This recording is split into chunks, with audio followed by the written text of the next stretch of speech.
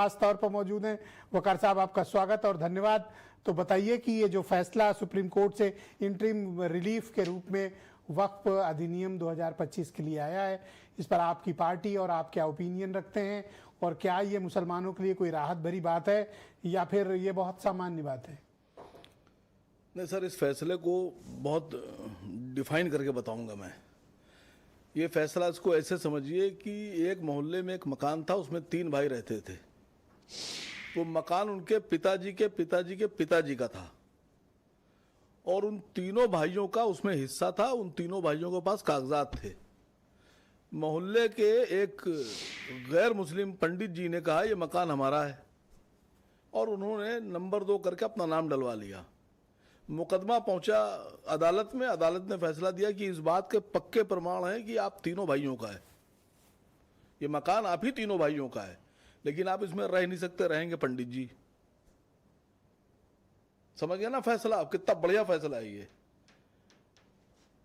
Sir, मुसलमानों को न जाने किस नजर से देखा जा रहा है। सीधी सी बात है कि जब प्रॉपर्टी हमारी है, वक्फ हमारा है, जगह हमारी है, जमीन हमारी है, तो उसमें गैर मुस्लिम मेंबर होने की जरूरत ही क्या है? क्यों गैर मुस्लिम रखे जा रहे हैं? और अगर आप एके की और यूनिटी की बात कर रहे हैं तो गुरुद्वारे में मुसलमान क्यों नहीं है? बहुत बड़े बड़े जो आपके मंदिर ट्रस्ट हैं उनमें मुसलमानों को क्यों नहीं रखते आप? मुसलमान तो छोड़िए, दलितों को नहीं रखते आप। किसी एक बड़े मंदिर में बताइए कि वहां पे दलितों को उसमें सदस्य बनाया जाता हो या उसके अंदर रखा जाता हो। क्यों? राम जन्मभूमि न्यास में है ना एक दलित। एक, हाँ, 1 या 2 हैं शायद। 1 या 2 है तो एक ही सही जी है। तो जी, क्या हैसियत है उनकी? अब बात हैसियत की, अब आप आ गए। नहीं सर, बात तो आपने समझिए। कहा मेंबर, मैंने कहा हाँ है। नहीं सर, आप समझिए, एक राम मंदिर और कितने मंदिर हैं देश में? जरा दूसरे का नाम गिनाइए मुझे। 5 मिनट दिया आपको। अरे मैं आपको 6 मिनट देता हूं, आप बताओ ना। चलिए, अब सरेंडर हो गए आप।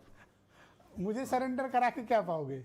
जहां होना है वहां तो आप खुद ही सरेंडर हो। नहीं सर, देखिए, ये अंतरिम आदेश है। हाँ। ये अंतिम आदेश नहीं है।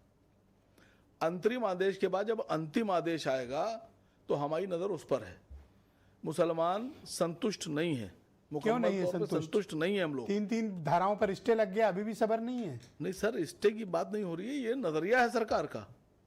इस बात को तो सुप्रीम कोर्ट ने माना कि सरकार की नजर गलत थी।